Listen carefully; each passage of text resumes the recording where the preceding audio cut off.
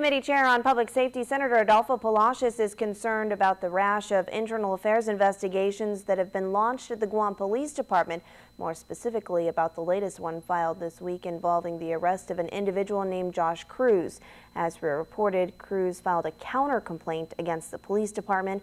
His attorney, Randy Cunliffe, believes there may be a cover-up because his client was the only person arrested in connection to a disturbance that occurred on April 10th at the Royal Garden condominiums. Attorney Cunliffe says his client suffered a broken nose and other severe injuries and was allegedly jumped by several individuals, but that was not indicated in the magistrate's complaint. It merits looking into, Nick, considering, of course, the individuals involved in that incident and the handling of that incident by police officers. As reported, investigators retrieved surveillance video from a local security company which may have caught the entire incident on camera. Likewise, Attorney Cunliffe plans to file a complaint with the FBI because he believes military police may have been involved as well with the alleged assault of his client. The Guam Police Department, meanwhile, met the deadline to respond to the U.S. Department of Labor regarding a $50,000 civil fine for not paying officers overtime last fiscal year. Chief of Police Fred Berdalio says they sent the letter to avoid paying any penalties and requested for an administrative hearing. As we reported, GPD owes more than $200,000 in overtime to more than 200 of its police officers for fiscal year 2010. While the top brass says they are not ignoring the overtime issue, he admits it's unrealistic to maintain overtime payments. The previous, in 2010, and it goes all the way back to 2002, 2004, the Guam Police Department budget has always been underfunded in terms of monies or funds that's budgeted for us for overtime. The chief could not say how soon they'll be able to pay the overdue OT. However, he says they are hoping to start a payment plan to pay off that federal fine.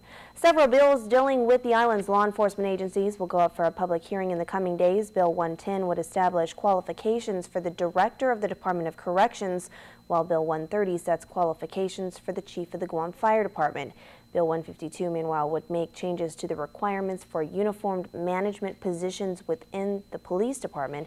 Friday's public hearing is scheduled for 9 o'clock in the morning. All three bills were introduced by Public Safety Oversight Chair Senator Adolfo Palacios.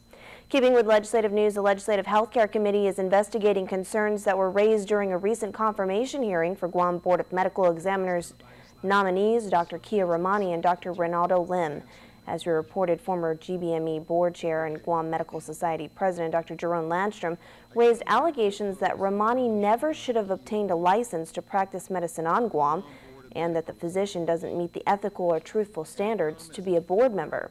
Healthcare Committee Chair Senator Dennis Rodriguez Jr. says the allegations will be fully investigated. I want to assure the public also that every point that he raised we'll look at.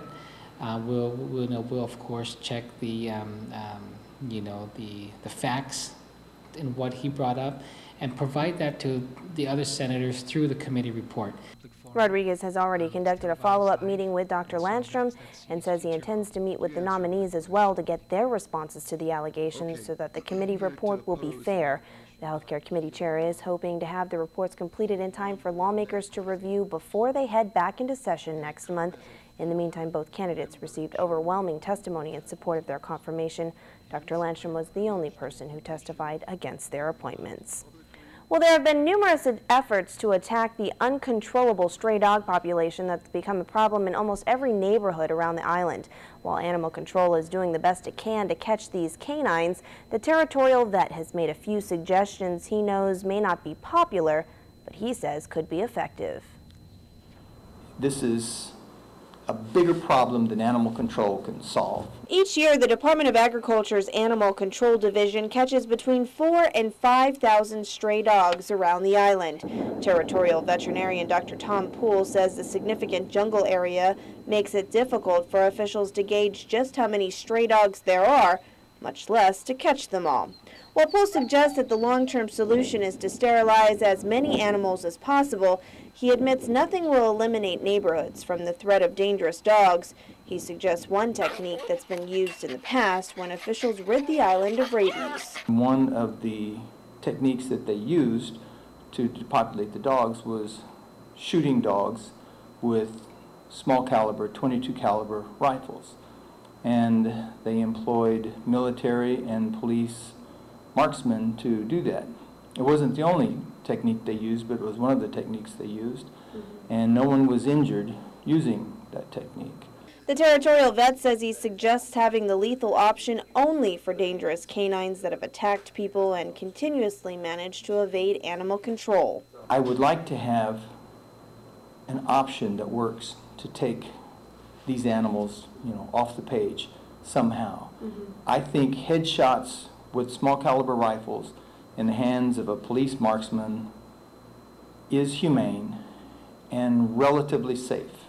You have to understand that we're not talking about something that has no risks if we do nothing. Right. There are very real risks. And so I propose that this risk is more manageable than the risk of leaving those dogs out there. Dr. Pohl says he's opposed to the use of leg traps and poisons because it's harder to target the dangerous canines from the strays that just become a nuisance for neighborhoods around the island. The territorial vet has asked for a thorough hearing on his proposal and is also recommending that lawmakers deal with the uncontrollable stray dog population once and for all by requiring all pet owners to neuter their dogs unless they are a certified breeder. I can understand why that's not necessarily popular. The community has to decide, do we want to do something about the stray dog population or not? And if we don't, if we're happy the way it is, peaches. But if we do want to do something about it, then that is a technique that is proven to work. Pohl says until the community commits to these solutions, the problems will continue. As for those dogs that do make it to the pound, many are kept for a minimum of 3 days, and Pohl says 85% are euthanized in a humane way. In other news, Lieutenant Governor Ray Tenorio says it's money that will be put to good use. During a recent status hearing on the Lads on Landfill and Orta dump, the federal receiver announced the availability of almost $1.5 million that is being reimbursed to the general fund. We definitely could use the money, and we appreciate the information. I think there is a condition that they have to demonstrate from the Department of Administration that the debt service has been paid on it, and in that case, then the 1.4, almost 1.5 million can be used by the government of Guam. And right now, we could use all the money we can get, especially with the downturn in the economy. So that would go a long way to helping the people of Guam. The Lieutenant Governor says the administration will also be monitoring tipping fee revenues to ensure they are sufficient to be able to pay back the debt service and the operating costs for the new Lads on Landfill. Island residents have until May 31st to comment on the military's Finnegodson Water Utilities project. The construction is part of the Marines' relocation. The project includes networks of water lines, groundwater storage tanks, a water pump station, fire hydrants, treatment, chlorination, as well as testing. Comments are being accepted as part of the requirements of the programmatic agreement, which guides how historical properties are to be handled. According to a report on the project, the area is believed to have been extensively used and possibly inhabited for at least 1,000 years during the Latin and Spanish periods to the present. 2 historic properties were identified within the project footprint. For more information, you can log on to the website that's listed on your screen.